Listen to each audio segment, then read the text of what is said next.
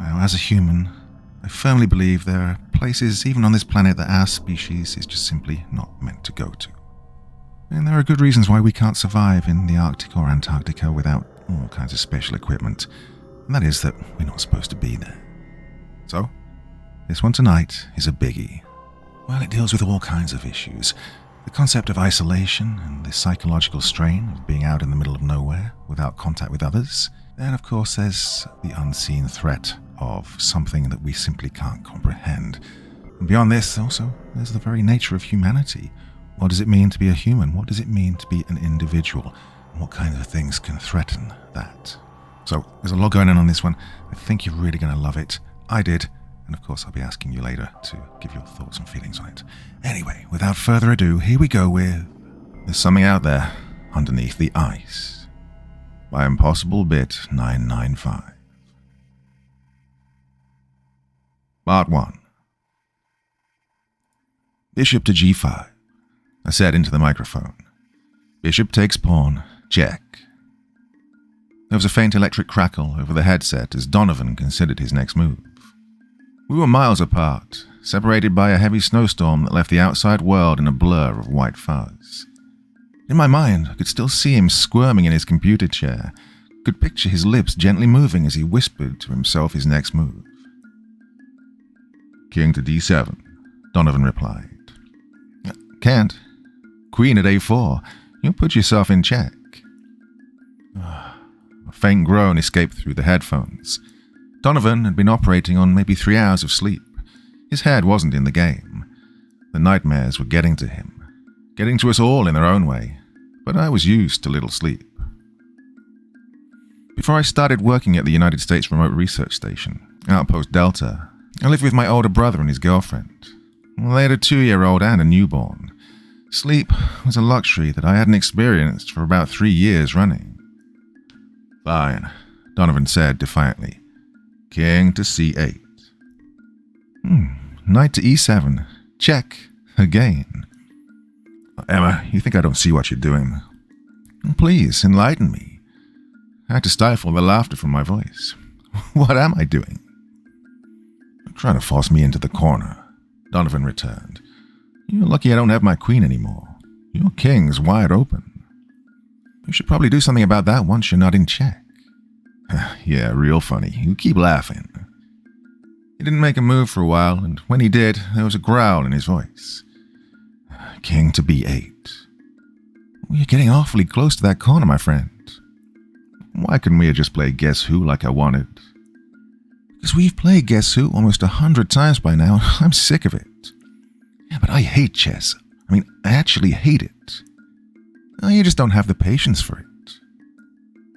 In the year we'd known each other, that was the first thing I came to find out about him. The second was that he was an immense cinephile. When he wasn't wasting his time playing board games with me or working, he was on the couch watching a movie with a bag of popcorn in his lap. Yeah, you know what I miss? He said. Papa John's Pizza and Netflix? Well, come on, who doesn't? We laughed about that. I miss RuneScape. I never got into it. My brother did for a while. Let me tell you, it's a lot more fun than chess. Oh, you're only saying that because you're losing.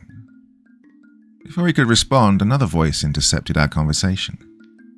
Hey, either of you talked to Edvard lately?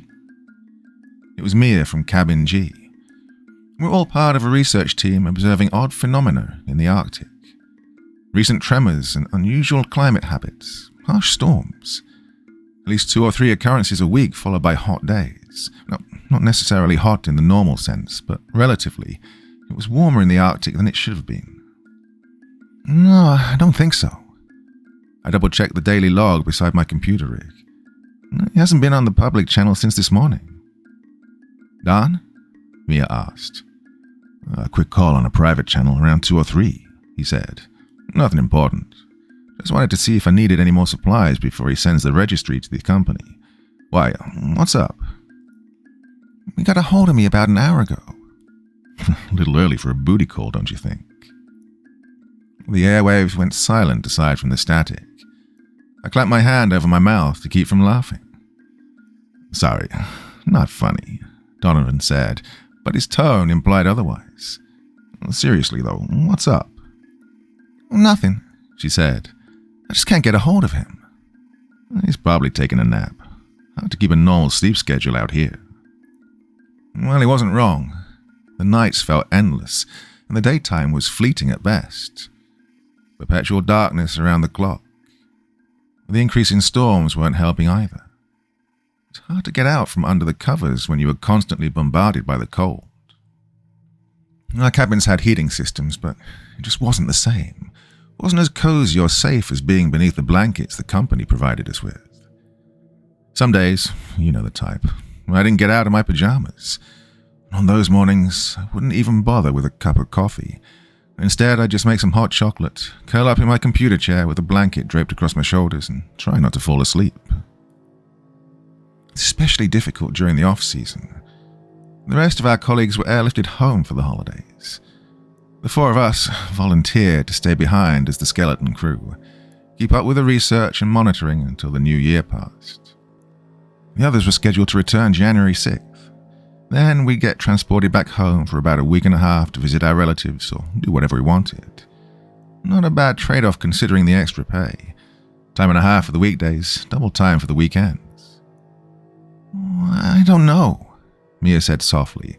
Her voice was a faint whisper against the wall of static from the storm. Something doesn't feel right. What did he last say to you? I asked. Well, he thought someone was knocking on his door. Ah, bullshit, Donovan cut in. No, he did. I'm not saying he didn't, but that's impossible. There's no one else here but us. The guy just needs to get more sleep. Again, he wasn't wrong. But to get more sleep implied getting any sleep to begin with. Well, that's not all, Mia continued. He checked outside his front door and found footprints in the snow. Thought he saw someone out there too. I swiveled in my chair, turning to access the navigational radar to the left of my computer. The display showed a circular grid with all the cabins pre-rendered into the system. When we had a full team, there would have been 26 colored dots on the screen, one at every cabin. Instead, there were only 4 available. One at cabin C, Donovan, another at cabin J, that was me, and a third at cabin Y, Mia. Edvard was supposed to be at cabin R, but his transmitter was casting a signal about 2 miles north of cabin M. What the hell? I whispered, restarting the system in hopes that it might recalibrate. Well, it had done this before, almost 2 months ago. There was an interference of some kind that set all of our equipment on the fritz. GPS kept scattering our transmitters. Lights were going on and off. Communications were down for half the cabins. Everything was a mess. Oscar from cabin D even had his power go out. Luckily, the backup generator kicked on long enough until Rita from cabin L got over there to perform some much-needed maintenance on his fuse box. Blown circuit, corroded wires. The whole thing had to be replaced. It was a bad time for Donovan. The company couldn't send replacement parts for almost a week, so he and Oscar had to share a living space for a little while. Well, the cabins were about the size of a studio apartment, maybe slightly bigger. As you might imagine, cramped spaces aren't an ideal environment for multiple people. And you can't exactly complain about the other person without being overheard. After the fact, they were good sports about it. Oscar requested a care package during a supply order. Chocolate-covered cherries, variety pack of chips, and a whole assortment of other goodies that he sent Donovan's way. In return, Donovan ordered some books, movies, and video games for Oscar's 3DS. Eventually, the radar came back online, and the dots remained the same. Edvard's transmitter still put him out by cabin M, located in the middle of nowhere. Hey, Mia, I spoke into the mic. Did Edvard say anything else to you? No, she said. I told him they were probably his footprints from last night or something. Told him there's no one out here but us. Well, I checked the radar. Looks like he's out by Henry's place. What the hell is he doing out there? Donovan remarked. No clue, I said. You guys keep trying his handheld. I'll take the snowcat out to him and see what's going on. If you manage to get a hold of him, radio me. The cabins were each located about a mile apart from one another. The distance could vary depending on the terrain, A lengthy distance on foot, but a quick trip for the plough. Of course, that was assuming the weather would be forgiving. Unfortunately, it wasn't. Snow came down in curtains, pelting the windshield with bits of ice sticking to its surface. I turned the wipers on, but there was only so much they could do in a storm. It took me about a half hour to get there. When I arrived, I couldn't be sure if Edvard was actually present. Everything was white, and the snow flurries were funneling in a conical pattern, spinning around me until up was down and left was right. I pulled the hood of my coat over my head and anchored myself to the snowcat with climbing rope, thick and durable, a reel almost 100 yards in length, enough to travel the span of a football field. Well, it might sound dumb, but in an environment like that, it doesn't take much to get lost. With the low temps, you can't be exposed to the cold for more than maybe 10 to 20 minutes without facing serious repercussions. I had to wonder how long Edvard had been out there, how long he'd been exposed. I checked the compass I kept in my coat pocket and wandered out into the storm, heading northeast. Every analyst was equipped with proper gear for outdoor travel: boots, an insulated coat and pants, gloves, goggles, and a face mask. But still, the cold was unbearable. Felt like my skin was on fire, and I'd only been out there for a few minutes. I called out to Edvard, but there was no response. The howl of the wind was too ferocious, too powerful. Every word was swallowed by it, suppressed into a muffled whisper. I got lucky, though. Edvard had left his snowcat's headlights on, and through the mist I followed the pair of yellow beams until I stood before the mechanical beast. The windows were frosted over, and the exterior was coated in snow. I pulled on the handle and threw the driver's side door open. It was empty, but the interior lights were still on. I could hear Donovan's and Mia's voices coming in over the radio. "Houston to Edvard. You there, Edvard?" Donovan said. "Did you read me, Space Cadet?" "Ed," came Mia. "Can you hear me?" I moved to answer their calls, but then, out the other window, I saw a silhouette against the white backdrop of the blizzard. I leapt from the snowcat and sprinted towards the shadow. My boots were heavy and awkward. The insulated padding for the coat and pants didn't allow much in the way of mobility. It was like trying to walk in one of those inflatable Halloween costumes, constantly stumbling with every step. Eventually, after waddling the last 10 feet or so, I'd reached him. He stood still as a corpse, staring down at the ground. He was dressed in gear similar to mine, his own colored a shade of orange. But after so long in the storm, it had all been frosted white, an anatomically correct snowman. Usually you can tell when a person is breathing because of the fog around their mouth, but there was no such mist with Edvard, no indication of life until I grabbed his shoulder. Then he turned towards me, his face concealed beneath a pair of goggles and a thick balaclava. "Come on," I yelled. "You're going to freeze to death out here." Somehow, in spite of the wind or the sound of my beating heart, I heard Edvard speak, a frail, breathless whisper. "I was here." Part 2. The wind ripped at my jacket, pulled at the length of rope connecting me to the plough. "Ed," I begged, "we have to go." This time he didn't say anything. He just stared at me, a blank look in his eyes. "Ed," I yelled. "Never mind. Screw it." We didn't have time to stand around talking. Every second out there was another second closer to hypothermia. I pulled him away, back towards my snowcat. Edvard's feet stumbled against the ground, somewhat walking but mostly dragging. I forced him into the passenger seat of my plough and unhooked myself from the anchor rope. With a click of a button, it retracted onto the reel. Climbing into the driver's seat, I closed the door and cranked the heat as high as it would go. God, I was exhausted. Felt as if I'd just finished a marathon. But really, we'd traveled less than a mile. I yanked the goggles off my head and wiped the sweat and tears away before taking hold of the control levers. Then we started for my cabin. Along the way, I radioed the others to let them know what had happened. Is he all right? Mia asked. What the hell was he doing? Said Donovan. I've got him safe and sound. That's all that matters right now, I replied. I'll get back to you once we're at the cabin. Then I turned off the radio to focus on the drive. The storm was picking up, smearing the landscape into a swirl of white. The Arctic could be a beautiful place if you ignore the cold. Glittering stretches of open terrain, an endless sky that sometimes was blue as the ocean or red as fire. Pink in the early morning, maybe a shade of purple late at night with soft tinges of vibrant green. But most of the time, especially in the winter months, it was black, dark as the bottom of the sea. In that moment, I felt a sense of nostalgia for my first week at the research station, long before I'd become inured to the boredom and treacherous nature of the Arctic.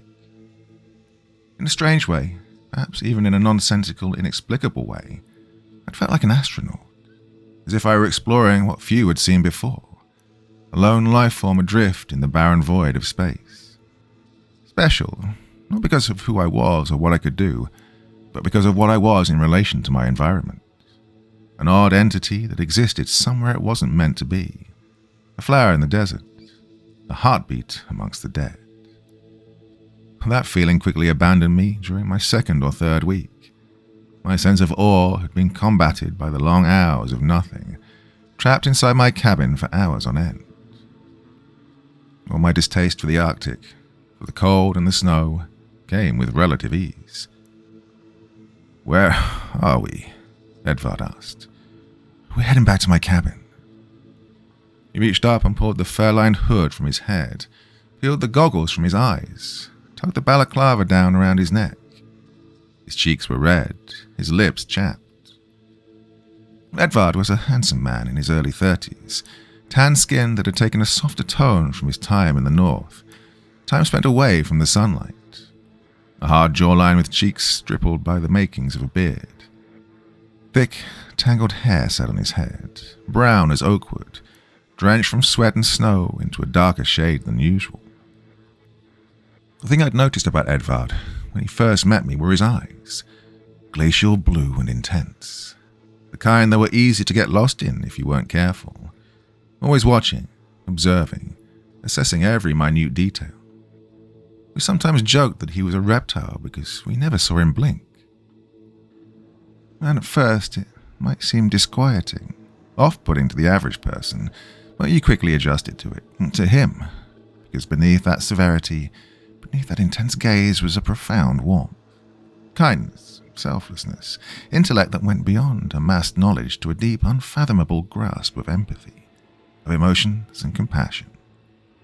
Well, if it weren't already apparent, I admired Edvard, found his gentleness, his genuine nature commendable, especially during a period of time when society's norms did not always condone such behaviors. Furtively, though, I was also envious of him, jealous to a caustic degree. He'd somehow figured out the secret to happiness, had discovered the path to not only fulfillment but a level of contentment that I would never achieve no matter how great my aspirations or achievements.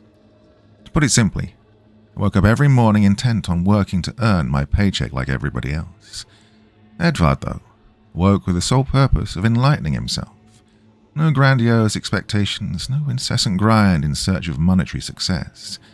He lived and breathed for the sole purpose of experience, to do the best he could, and at the end of the day, probably acknowledge his efforts regardless of the results. Maybe that's why I'd been so surprised to hear Edvard say, "You should have left me out there." "What?" "You should have left me on the ice out in the storm." "You would have froze. I'm surprised you're still alive, Ed. You'll be lucky if you don't contract something serious." "I'm already sick." "Probably because you were standing in the middle of a snowstorm. What in God's name were you thinking?" Edvard turned towards me then, that faraway look in his eyes. "There was someone out there." "You're imagining things. There's no one out here but us." "They're out there." "No one's out there. The company would have told us if they were bringing anyone in, and as far as I'm aware, the next research station is almost 30 miles away." Well, the cold was making me irritable. I wanted nothing more than to get back, take a warm bath, and drink some hot chocolate. Maybe play another game of chess with Donovan if he was willing to lose again, or listen to music while watching the snowfall. I was an avid fan of low roar. Their music was oddly redolent of the Arctic, morbidly beautiful, haunting and surreal. I exhaled my grievances. It's just us, Ed. He didn't seem convinced, but he said nothing more of the matter and leaned back in his seat, closing his eyes. I've got a headache. We'll get you some aspirin when we get back. Gently he massaged his temples as if to work the kinks from his brain. Thank you, Emily. I hated when people called me by the wrong name, but Edvard wasn't in a state of mind to be scolded or reprimanded. I'll keep you overnight to monitor your status, I said, and assuming you haven't developed hypothermia by then, I'll take you back home in the morning. Maybe Donovan will help me retrieve your snowcat at some point. Edvard showed no interest in the current subject and instead said, I had a dream about you last night. I scoffed. Oh, for both our sakes, don't tell me of that. You were dancing at the center of the sun, Edvard continued. I think you were laughing. Even as the inferno swallowed you whole, you looked as if you were laughing.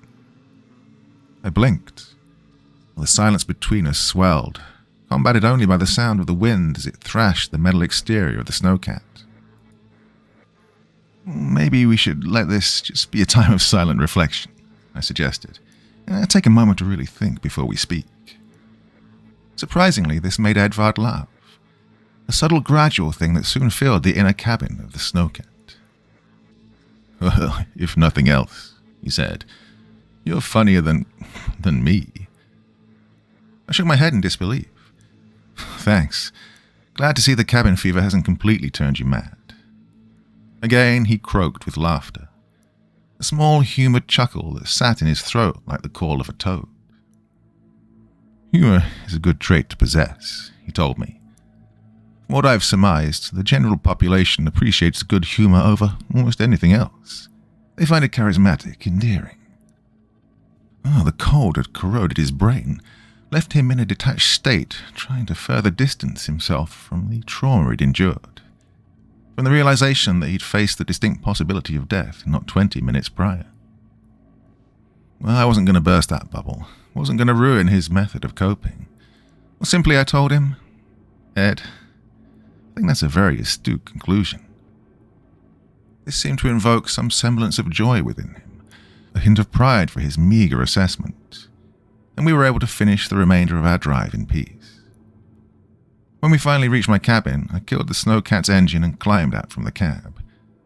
I lagged behind, allowing Edvard to pass me and enter the cabin first, convinced that he might try to run away if I weren't there to block him. But now that I was with him, that he was no longer alone with his thoughts, he seemed cooperative, compliant, more so than usual. Now, Edvard was the unofficial leader of our little group, the spokesman for the skeleton crew. He ordered our supplies and reported to the company whenever they reached out, which wasn't often since most back at headquarters were away for the holiday. He didn't have any real authority, not like our actual superiors. He couldn't order us about or terminate our positions or anything like that. But he'd been taking on some of the responsibilities the rest of us wished to avoid, and for that we were all grateful. Maybe that had been affecting him. Maybe that's what had driven him out into the storm.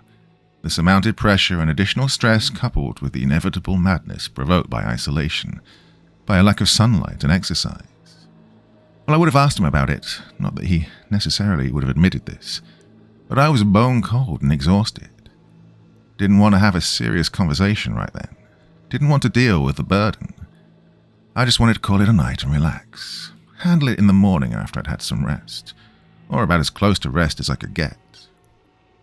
So instead of talking, I ran a hot shower and let Edvard wash up first. I threw his clothes into the laundry and started cooking tomato soup and grilled cheese sandwiches for dinner. Then I radioed the others to give them an update. Well, they had more questions than I had answers. I told them what little I knew and promised to give any updates if I found out more. An empty promise. Edvard was an adult, fully capable of making his own choices. If he wanted to talk, I was more than willing to listen.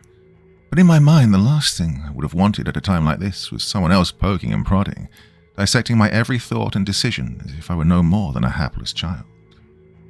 That didn't mean I wasn't going to keep an eye on him, though. He was in my cabin and therefore under my supervision. Until I felt comfortable enough with his current state of well-being, I wasn't going to let him leave. Some people might think I was being completely ignorant or stupid. Maybe I was to some degree. But I would tell those people you weren't there. You don't know Edvard like I do. Not that we're exactly close, but we've all been working together for the better part of a year, forced to spend almost every day within close proximity. It's not like we just clocked out at the end of the workday, not like we could go to the bar on the weekends. If we wanted to socialize, it was with each other. If we wanted to play games or share a drink or have a movie night, there were only so many people we could do that with. Friendship or not, we were victims of circumstance. Animals sharing the same exhibit. You either learn to appreciate the company of the other 25 individuals around you, or you spend all your time locked inside your cabin slowly losing your mind. At this point, I'd had more conversations with Edvard or Donovan or Mia, or any of the other 23 analysts than I'd had with my actual friends, possibly even certain members of my family. We were more than familiar with each other. Edvard was whimsical, but he wasn't an idiot. He wasn't crazy or insane or anything like that. He was fully self-aware, more cognizant than 90% of the people I'd encountered throughout my life. And from what I could tell, he didn't seem depressed. Wasn't displaying negative behavior to lead me to suspect that he'd gone out into the storm with the intention of dying. Still, despite my rationality, he had gone out there for a reason. There was intention. I don't know, he admitted between bites of his grilled cheese. About half of his tomato soup still remained, wafting little streams of mist into the air. I really thought someone was out there. I would have put all my money on it, every last dollar. And your first instinct was to go after them? I said. I didn't want them to freeze. He took another bite and chewed. Didn't you do the same thing for me? Well, that's different. I was almost certain you were out there. The transmitter even said so. Still, there was a slight chance that I wasn't. Well, I guess. But you went out there anyway. All right, Ed, you've convinced me. Next time I notice you're miles from your cabin in the middle of a snowstorm, I'll just leave you be. He laughed. No, that's not what I'm getting at. What are you getting at, then?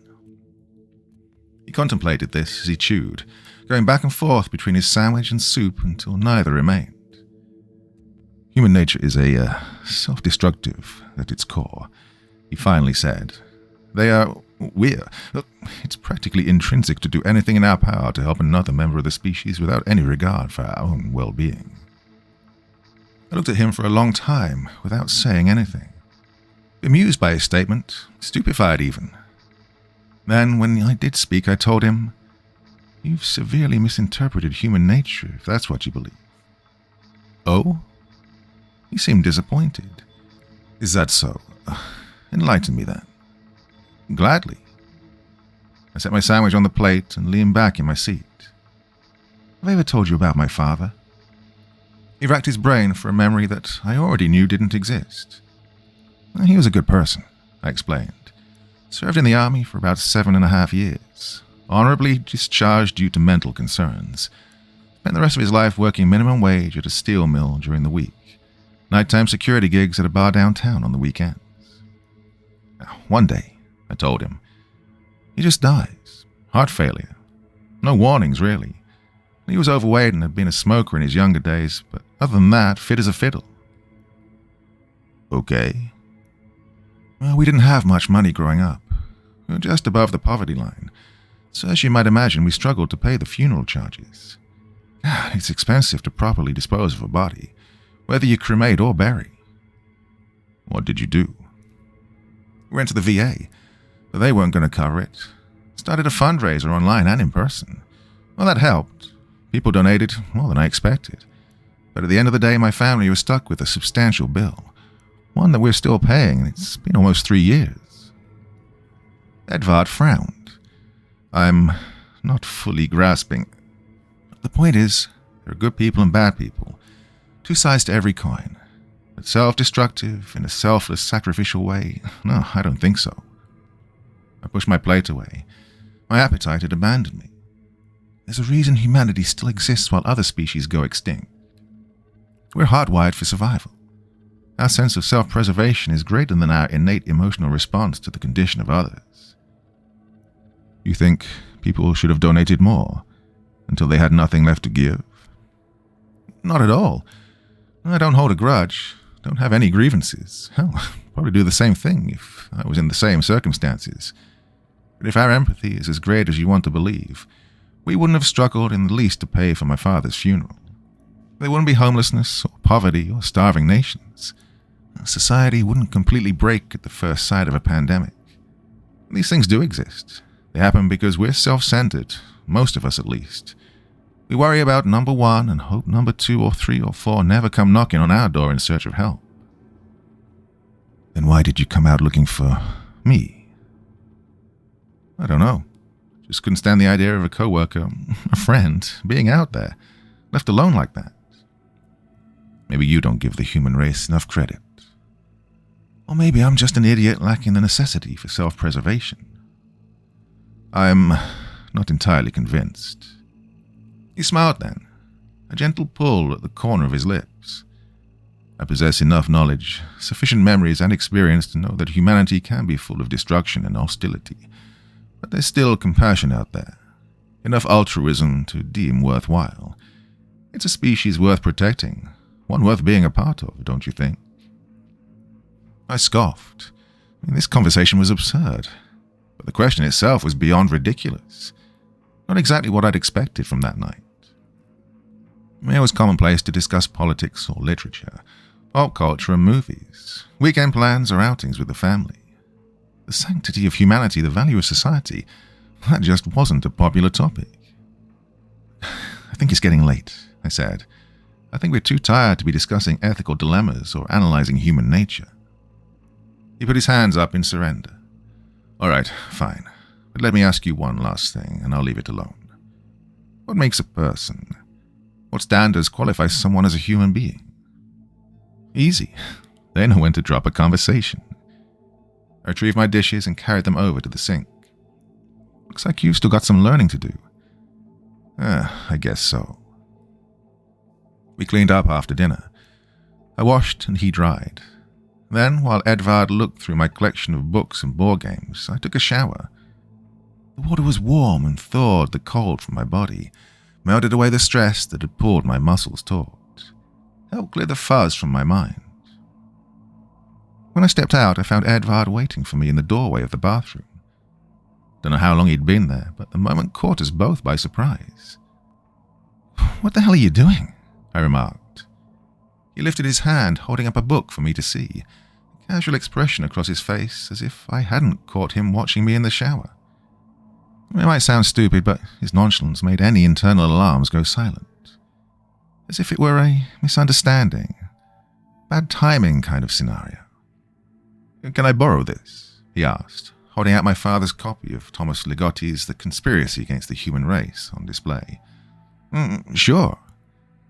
I waited a moment, towel wrapped around my body, before asking, "You mind getting out so I can change?" He frowned. A reddish hue flooded his cheeks. "Right, sorry. Yeah, just one of those days." He backed out of the bathroom. Again, sorry, completely inappropriate of me. Once the door was closed, I swapped my towel for a pair of checkered pajama bottoms and a plain grey sweatshirt, cotton polymer that was softer than any pillow or cloud in existence. The small things in life are sometimes the most fruitful, little pleasures to make the rest no more than a distant memory. That greasy fast food takeout after a long day at work, the cup of cocoa after spending the morning shoveling your driveway, a tub of cookie dough ice cream after getting dumped by the only girl you ever loved, brief moments of reprieve from reality, distractions to keep your sanity intact, comfort in the simplest form. When I came out of the bathroom, I found Edvard sitting on the couch reading my father's book. He glanced at me and offered a soft smile. A strange way to clear the air, but for the life of me, I couldn't think of a better alternative. I'm sure one existed, but at the time I was still in an awkward mindset of whether I should be upset, pissed, ashamed, or mortified. I'm going to put the kettle on, I said. You want a cup of tea? Tea? Crushed leaves and hot water. He chuckled. I know what tea is. He pondered for a moment. Is it any good? You've never had tea before? No, yeah, I have, but what kind? Well, I've got sleepy time vanilla, peppermint, and throat coat. I checked the cabinet. I've also got homebrew coffee and hot chocolate with marshmallows. The variety and choice seemed to confuse him. Is that an answer? Again, that warm, crooked smile. You know better than me. I'll let you decide. I filled the kettle with water and set it on the burner. Then I went to my rig to perform the nightly check-in.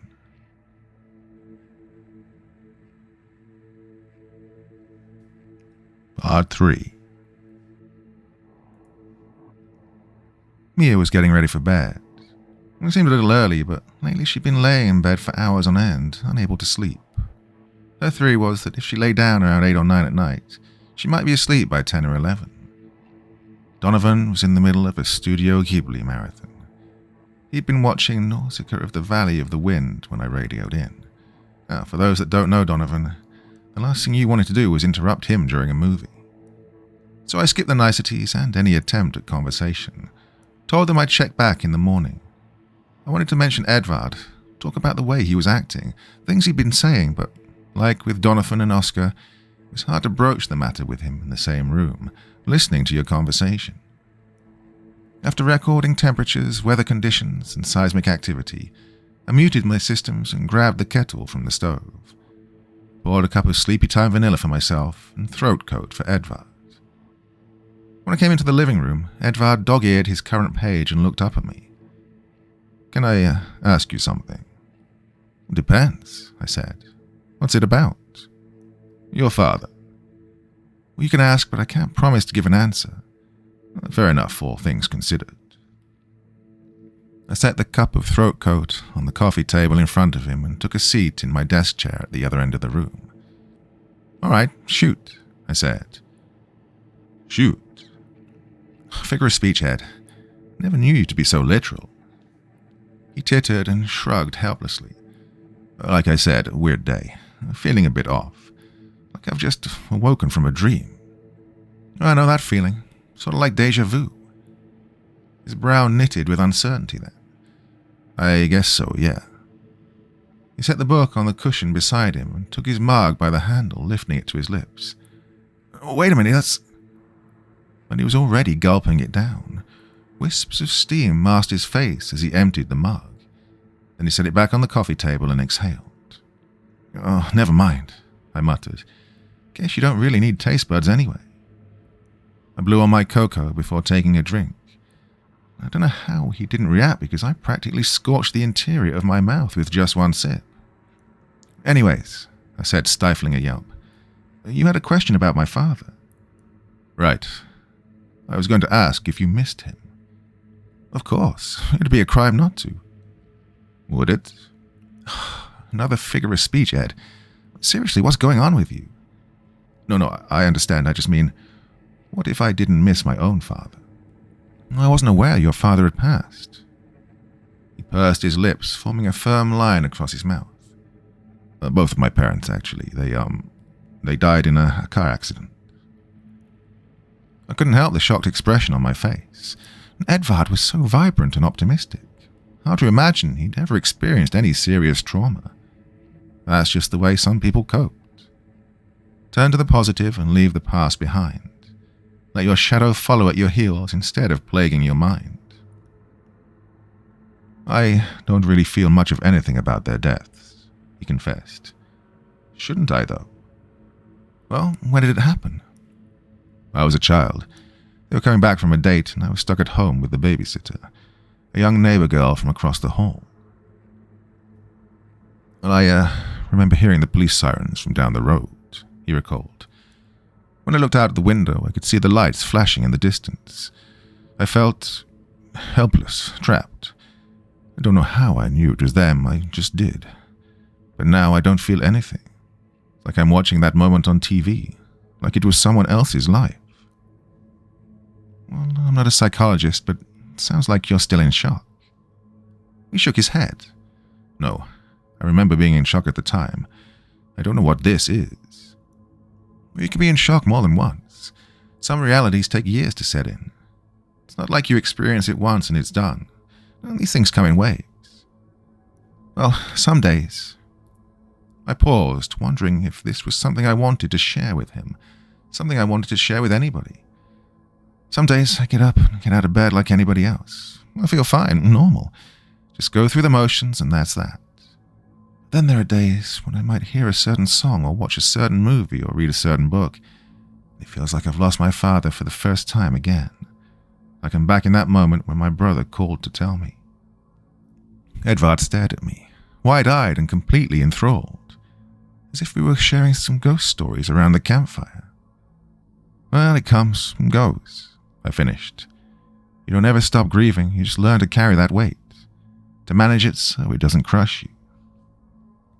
What if you could forget it? He asked. Lose those memories. Would you? Well, that was a tough question. Well, I suppose the question itself wasn't harder than any other question, but the answer was complicated. Difficult to put into words, to explain outside of just feeling it. Well, I'm not sure, honestly, I said. I mean, it's why people drink or smoke or whatever. Because they want to distract themselves, want to forget their pain. I don't think you can, not without causing more issues for yourself. You'll have to expand on that a little more for me. Life isn't a steak, I explained. You can't just cut away the fatty bits. I wish you could. I suppose some people really do try, but in my experience, it just doesn't work like that. It's a package deal. You get the good with the bad. Trying to eliminate that, cut out the parts you don't like, it'll hurt you as a person. It'll completely erase any tolerance for pain and leave you with unrealistic expectations. You wouldn't really be yourself if you removed the memories you didn't want. To suffer is a better alternative? Well, to suffer is to be human. Just like with love and hate, joy and anger. We have to experience all those emotions at some point or another. Otherwise, we become blind to reality. We seemed enthralled by this notion, completely absorbed by the topic at hand. But I get where you're coming from, I admitted. Yeah, I've been there. So overwhelmed by your grief that you almost find yourself wishing you don't exist, that you weren't real, because then you wouldn't have to feel anything at all. All that heartbreak, all that confusion and madness just fades away if you aren't there to indulge it. It becomes illusory. Edvard leaned back, resting his chin in between his forefinger and thumb. Interesting. Well, it's been a long day, I told him. Let's just call it an early night. Try to get some sleep and clear our heads. Silently, he nodded. I retrieved an extra set of pillows and blankets from the closet. I offered to sleep on the couch, but Edvard refused. He'd already taken the better half of my day with his antics. He didn't want to put me out any further by taking my bed. I was too tired to argue. I turned out the lights and climbed beneath the covers.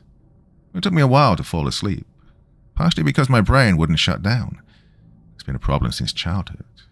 Even when my body was on the brink of collapse, my mind stayed active. But also I wanted to wait until Edvard had fallen asleep. Not that he would have done anything, not that I didn't feel safe around him, but there was just this feeling I had. Didn't know what it was, but I couldn't allow myself to go to bed until I knew he was asleep first. That eventually came when I heard his soft snore sneaking through the dark. Then, and only then, did I close my eyes and relax. Well, it probably comes as no surprise that I dreamt of my father that night. I was outside, caught in the middle of an ice storm. There was nothing around me for miles. Empty fields laden with snow. Endless hills rolling in the distance like the gentle peaks of ebbing ocean waves. The sky was pitch black. No sun, no moon, no stars, just a blank void of darkness. I could hear my father calling out to me. It had been so long since I'd heard his voice, but even then I could tell it wasn't him. It was a guttural sound, sharp and grating, but inexplicably I was convinced that it was my father. The way that dream logic makes no rational sense, but you accept it as fact anyways. I followed the voice through the storm until it came from directly beneath me, and I fell to my knees and started digging. I didn't have a shovel or gloves or any equipment, so I dug with my bare hands. My fingers went from red to pale blue. My muscles ached and burned, but I kept digging, pushing away mound after mound of snow. I found his corpse buried beneath a thick wall of ice, arms raised and hands poised as if trying to claw his way out. I blinked, and my father was replaced by Edvard. I blinked again, and this time it was Donovan. Short black hair and a thin moustache above his upper lip. Skin the colour of milk. Then it was Mia. Long auburn red hair and soft green eyes, mouth partially open as if frozen mid-scream. Lifting my fist, I pounded on the ice, cracking the first layer with relative ease, but struggling to break through anything deeper than that. And the wind picked up. Snow pelted me at an incredible speed, dragging across my flesh like the edge of a razor blade. When I blinked again, Mia was gone. Instead, it was me beneath the ice, a reflection interspersed by a spiderweb of cracks. Well, I woke up with a lump in my throat, wanting to scream but unable. My lips were locked together. I was paralyzed. At my bedside, Edvard loomed over me. He had a blank gaze in his eyes, looking without seeing, a lantern absent of light. "I am here," he said. His body began to tremble, and a crack split across his face. Blood seeped from the wound, but as it dripped towards the ceiling, I realized it wasn't blood. It was too dark, too viscous. Oddly, it reminded me of a lava lamp I'd had when I was a kid. The fake magma clumps slowly rising to the top, breaking apart and reforming into other clusters. Disobeying the laws of gravity and physics, the substance made contact with the ceiling, spreading across it in a pool of black sludge with tiny pinpricks of white fuzz. An entire solar system contained inside one body. "I was there," Edvard croaked. "But now I am here. Yet I am still there. Help me. Release me from this prison." The crack widened with a bone-splitting snap. Edvard's head pulled apart, unleashing a tsunami of black mucus. Hard, gnarled branches protruded from within his skull, a coral reef spotted by fungus and an infestation of worm-like creatures. I watched in awe as it blossomed across the room, unfurling until its roots touched either wall. "I can't take it," Edvard said. "Release me. Please, let me out." Slowly he lifted his hand towards me. His fingers brushed my cheek. They burned against my skin. Edvard, or the thing that looked like Edvard, began to weep. "I've been here long enough. Make it stop. Let me out."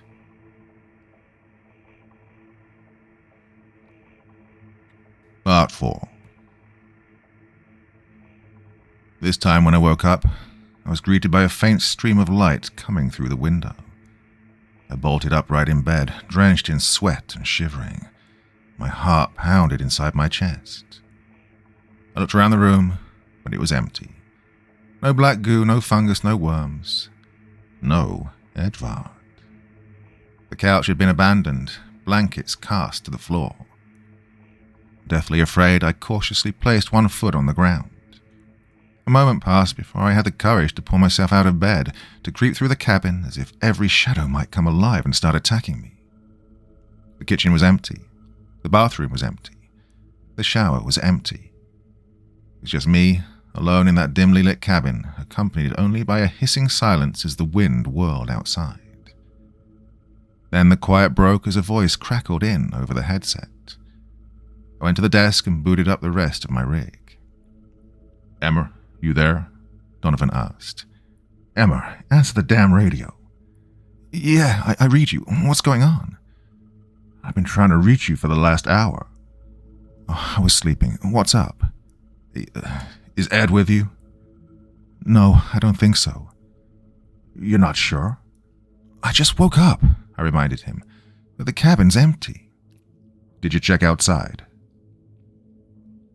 I lifted the curtain of the nearest window. With the current storm, I couldn't make out much, but the driveway was vacant. and my snowcat was missing. A set of treads led away from my cabin heading northeast. "Oh, son of a bitch, he's gone," I told Donovan. "He took my plow." "Oh, shit, I thought as much." There was a hiss of static interspersed with his words. Mia radioed me earlier. Said she couldn't sleep, so she checked the monitors to keep herself occupied and noticed Edvard's transmitter was on the move. I turned to the radar. Edvard's dot had come to a standstill in the exact location I found him yesterday. Mia's dot, though, was gradually shifting towards him, and Donovan's was en route to me. "Look, I'll be there in a few minutes," he said. "Get your gear on and be ready. I don't know what the hell he's trying to pull, but we're going to go get him." "Don, I don't know." "What?" "Emma, what? Interference." The static was getting louder. "If you hear, be there. Minutes." I tried to respond, but the signal was gone. Every channel I tried was overrun with interference. I ran into the bathroom and grabbed my clothes from the dryer. I didn't bother changing out of pajamas. By the time I had my boots on, I could hear the engine of Donovan's snowcat growling outside. I grabbed my equipment bag from the closet and ran out the door. There was no time for greetings or small talk. I climbed into the passenger seat, shut the door, and we were off. "Oh, he's lost it.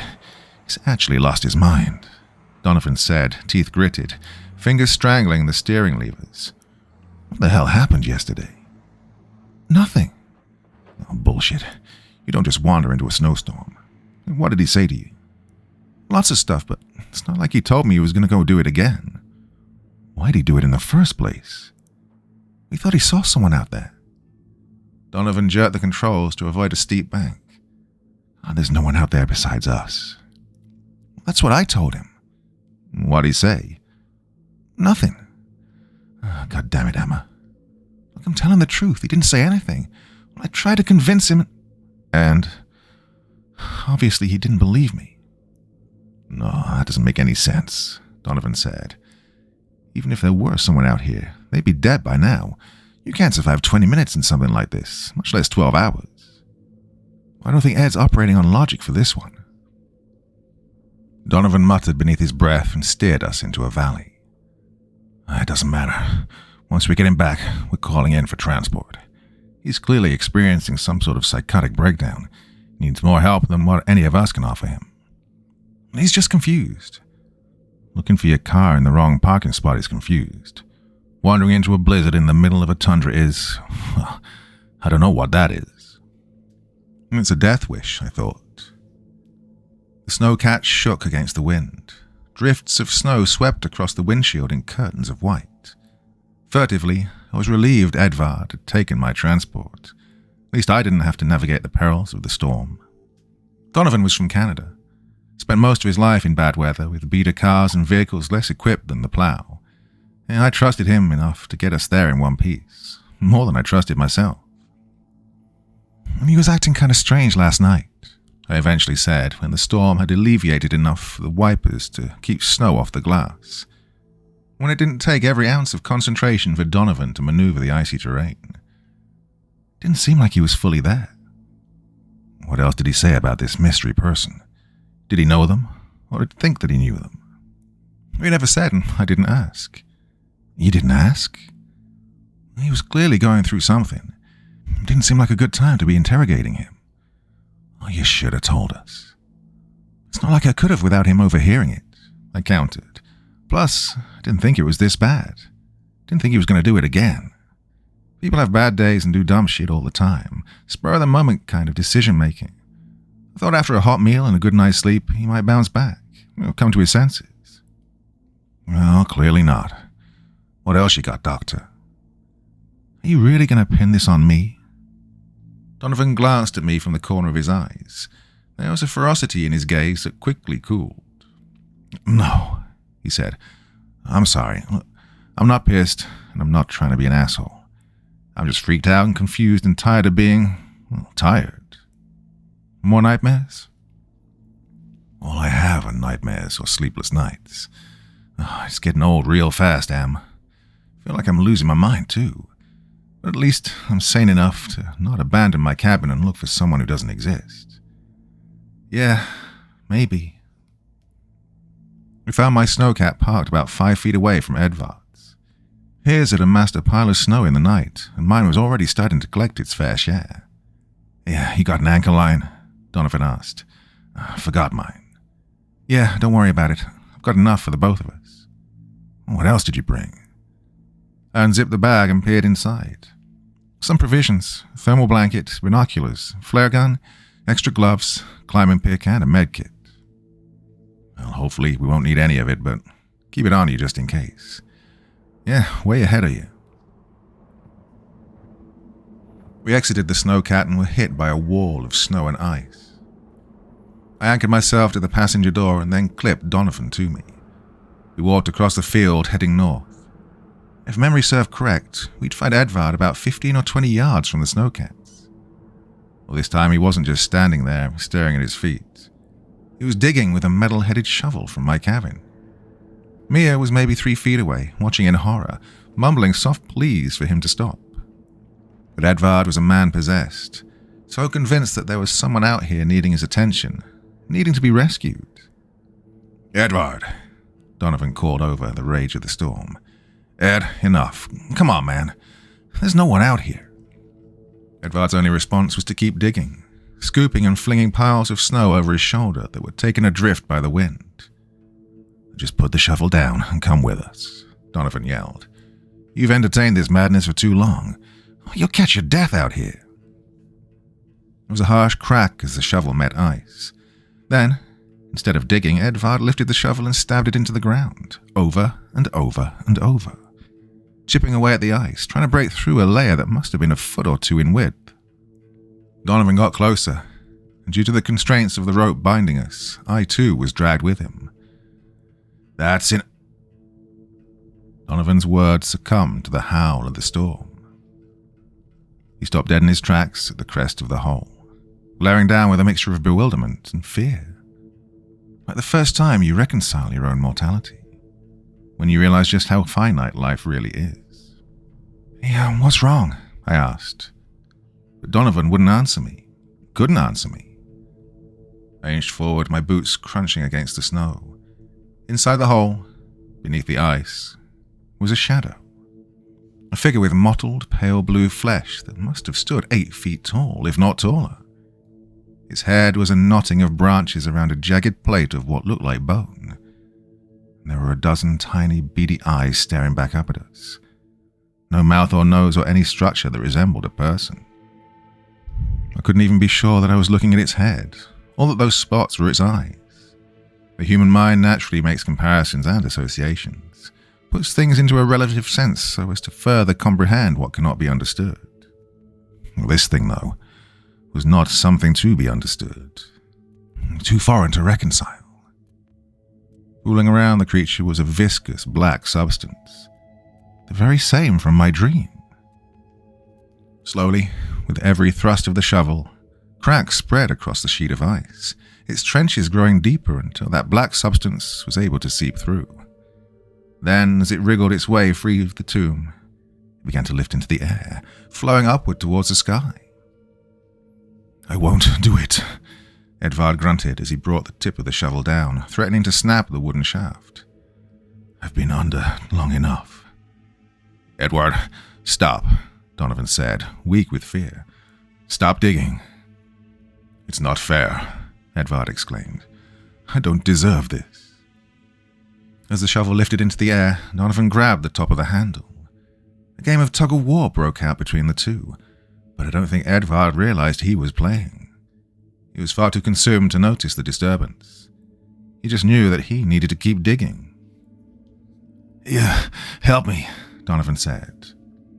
Begrudgingly, I wrapped my hands around the length of the handle that planted my feet in the snow. Together, we started to pry the shovel away from his grasp. Then, in a fit of rage, Edvard turned towards us with his lips peeled back in a snarl. You can't stop me. He released the shovel. Donovan and I fell backwards into the snow. By the time I got to my feet, Edvard was out of the hole and upon us. He attacked Donovan first, ripping away the protective goggles and sinking his teeth into Donovan's right eye. I tried to stop him, but Edvard backhanded me with an unnatural strength, knocking me into the hole. I crashed against the ice with a dull thud. The cracks twisted and split around me. An onslaught of incoherent whispers snaked through my mind. It wasn't any language I'd heard before, but the very sound of it, the timbre of the voices, were like nails on a chalkboard. Steel wool against a sheet of metal, growing louder by the second until it felt as if my brain might rip itself apart. Images flooded my mind. An endless stretch of black. I could see the stars and asteroids, the fiery sinews of a boiling planet. Galaxies devoid of life, devoid of anything and everything. Darkness all around me, cold and suffocating, deathly silent. My only saving grace was the sound of Mia screaming, an ear-piercing screech that made the whispers fade just long enough for me to climb out of the hole. When I returned to the surface, Donovan was on the ground, convulsing. He had his hand over his eye, an attempt to staunch the bleeding. Mia was on Edvard's back, her arms wrapped around his throat. But this had no apparent effect. Her weight and motion were nothing to him. He stood straight as an arrow, still and calm as the night. A blank, faraway look in those once warm eyes. "I won't be ignored," Edvard croaked. "I won't be forgotten. You understand, don't you?" Then, just as it happened in my dream, his head split apart. A mass of darkness spewed from his skull, projecting its own miniature replication of a galaxy. With it came that coral reef of barnacle-covered branches, a pink sludge that, against all logic and reason, I knew was Edvard's brain. Reformed and reshaped into this foreign matter that coalesced with the black sludge orbiting his body. Mia's screams were silenced as the darkness swallowed her whole. One moment she was there, and the next, there was no trace other than a glove that had been pulled off her hand during the struggle. She'd been absorbed and dissolved. Edvard spasmed and ripped open his coat, tore away the shirt underneath. A seam cut vertically across his chest, a mouth with rows upon rows of teeth. At the center was a bright light, a swallowed star. I squinted and turned away, bringing my hand up to shield my eyes against its glow. "I have traveled across oceans of cosmos to be here." His voice reverberated like a perpetual echo carried across the hollow of a mountain range. "I have endured tidal waves of darkness and deterioration to find this. You will not take it away from me." Donovan, fueled by adrenaline and numbed by shock, rushed in and thrust my climbing pick into the center of Edvard's chest. He yanked on the handle, tearing a gash that bled blood black as night. Edvard seized him by the throat, squeezing so hard I could hear the bone snapping. Then, as Donovan's mouth opened to scream or maybe to inhale the breath that would not come, the flume of darkness funneled down his throat. There was no swelling, no noticeable inflation. It had happened too fast. He just exploded, popped like a balloon. Bone and muscle and tissue splattered across the snow, painting it in shades of red. My instincts kicked in then, and I ran. I followed the rope back to the snowcat, but as I moved to climb into the driver's seat, there was a tug on the other part of the rope, the section that had been attached to Donovan. I was pulled out of the snowcat and slowly dragged through the snow. Thinking quick, I unclipped myself and scrambled to my feet. I leapt into the plow and pushed the steering levers forward at full speed. The wipers fought against the snow that blanketed the windshield, but they couldn't clear the glass. I never saw him, but I felt the jolt as I ran Edvard over, crushing his body beneath the treads. Then, beyond reasons of my own understanding, I stumbled out from the snowcat and rounded to the back storage compartments where we kept spare fuel canisters. I took the nearest one and tracked down Edvard's body. As expected, it was still active. There was no mist to indicate breathing, but the black matter continued to writhe from his skull, coalescing around his broken, distorted body. He looked up at me through bloodshot eyes. "Don't. I'm sorry," I whispered, unscrewing the cap and dousing the thing that was Edvard in gasoline. I was acting on impulse, giving little thought or consideration to my choices. I can't say if I did the right thing, but at the time it didn't matter. It felt like the right thing, the right choice. I found my bag and retrieved the flare gun from within. Then I took aim, my finger on the trigger.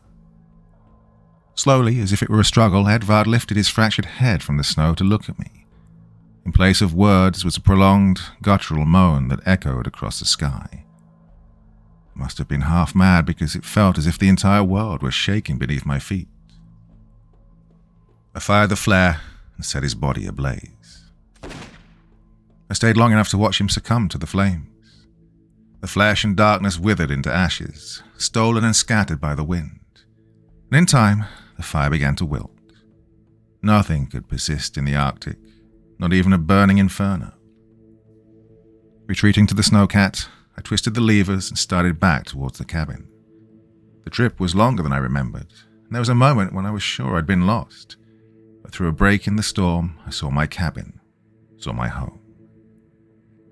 When I was back inside, I stripped from my gear and cranked the heat. Then I retrieved my headset to report to the company, but there was no response. Too much interference, too much static to get a message across. I thought about taking the snowcat to the next cabin over.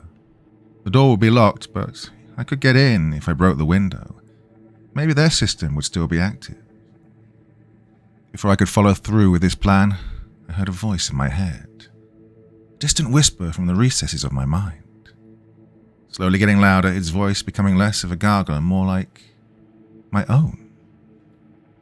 It dawned on me then what this was, what had happened. A parasite that infects its host from the inside out. I can't say how long it's been here or where it came from, but I know what it can do. At least, I have a semblance of understanding. I'd seen what it did to Edvard, watched as it corrupted him within a matter of hours. Saw the change in real time, whether I'd realized it or not. It left me wondering if the person I'd talked to the night prior was Edvard or it. Maybe it was a mixture of the two, occurring at an awkward interval while one entity assimilated the other. The incubation period before the infection completely set in. And I was about to go through the very same thing. So I did what I thought was best. I went to my computer, opened a document, and began typing. I don't know if the radio will come back online, and this is my only means of warning the others. Well, hours have passed since that moment. I can feel it now.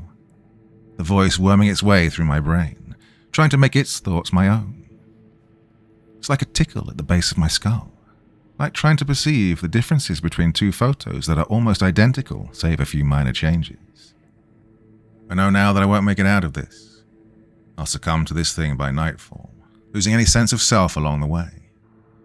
My only hope is that someone will recover this hard drive, that they'll read this and, against all plausibility, believe it to be true.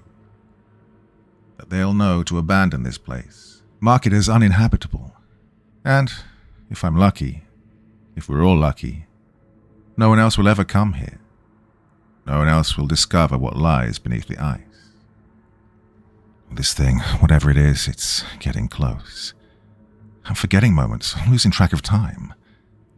I don't want to become it, and I don't want it to become me either. There's only one choice left. This isn't an easy decision, but I have to do it. I've already prepared for it, and I just have to hope that during my next blackouts, I'll eventually resurface long enough to pull it off. I've emptied the remaining gasoline cans outside my cabin. I've got a bundle of flares waiting by the door. It seemed to work with Edvard. I imagine it'll work with me as well. I hope they don't make my family try to identify my body. There won't be much of anything left to identify. Just some charred bones, maybe a flick of hair. My family doesn't deserve to see that. I hope the company lies to them, tells them our expedition was a failure, that we were swallowed by the storm and froze to death, or that we starved. Something peaceful and humane. Something that won't haunt them for the rest of their lives. I have to wonder, though, if what I'm about to do will be considered an act of self-annihilation or not. It's still me, technically, organically. This thing is infecting my insides. It's taking me over, erasing every last trace of what makes me, me. I'm sorry. I'm sorry I wasn't able to overcome it. Sorry that I couldn't defy this thing controlling me. can only hope that no one else will have to go through this, that no one else will know this feeling, will know what it's like to lose yourself to a dominant parasite living within the grey matter of your brain. I wouldn't wish that on even my worst enemy. This is Emma of Cabin J from the United States Arctic Research Outpost signing off. If this message has been successful, you will never have heard about me or our operation. If I've failed, then the population has most likely been infected. It'll be hard to spot at first, especially if this creature is clever and knows how to conceal itself. But trust me, the infection will spread. It'll pass from person to person, home to home, continent to continent, until no one is left untouched. Good luck, everyone. Stay safe, stay alert, stay alive. Whatever you do, don't go looking under the ice. It's not worth it. Just let it go.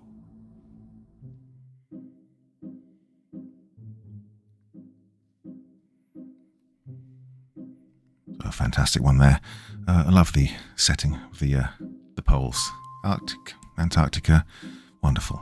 Okay, the last vestiges of untouched areas by our hands anyway, and probably for a good reason. And who knows what's out there? Who knows?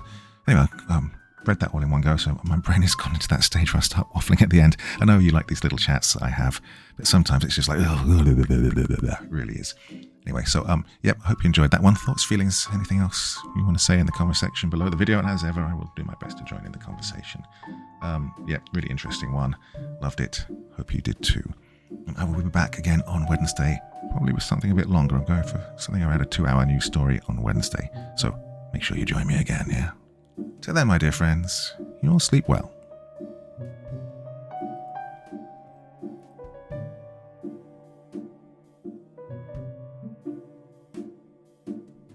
Thank you so much for taking the time to listen to this story today. Really means a lot to me and to the author of the story, of course.